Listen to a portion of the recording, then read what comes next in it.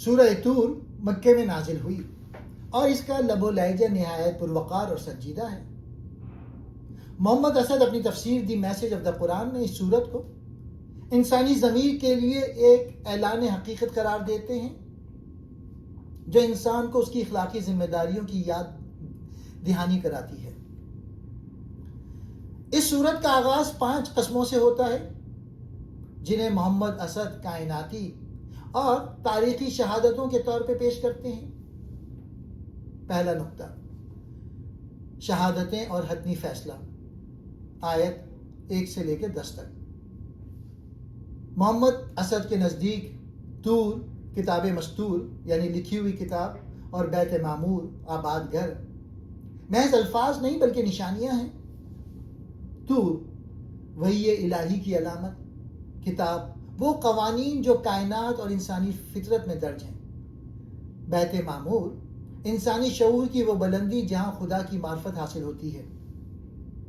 ان سب کا مقصد یہ بتانا ہے کہ عذاب الہی یعنی نافرمانی کا نتیجہ برحق ہے اور اسے کوئی روک نہیں سکتا۔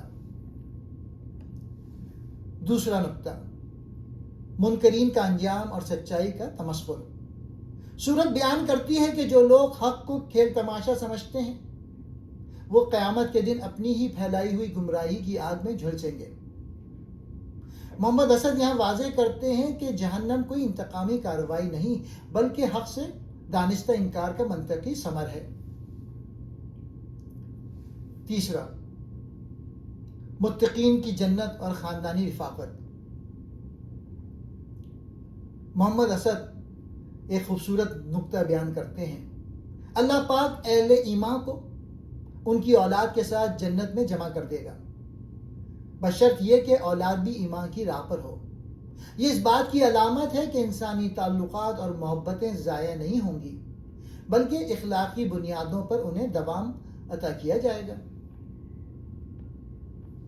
چوتھا نقطہ، مشرکین کے اعتراضات کا عقلی جواب۔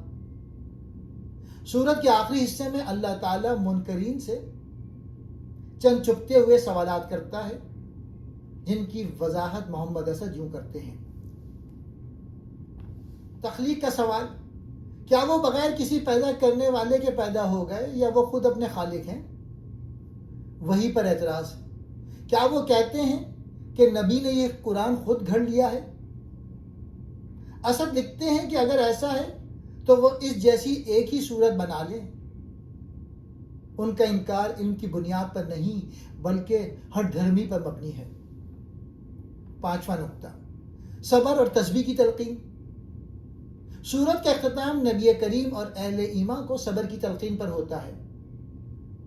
محمد اسد کہتے ہیں کہ جب مخالفین حد سے بڑھ جائیں تو اللہ کی حمد اور تسبیح خاص طور پہ رات کے وقت اور ستاروں کے ڈھلتے وقت روح کو وہ طاقت فراہم کرتی ہے جو حق پر قائم رہنے کے لیے ضروری ہے۔ خلاصہ، محمد اسد کے مطابق سورہ طور انسان کو یہ پیغام دیتی ہے کہ یہ کائنات بے مقصد نہیں ہے، ہر عمل کا ایک نتیجہ ہے اور ہر انسان اپنے کیے کا ذمہ دار ہے۔ نجات صرف اس بات پہ ہے کہ انسان کائنات کی نشانیوں پر غور کرے اور اپنے رب کی بڑائی کو تسلیم کرتے ہوئے اخلاقی زندگی گزارے۔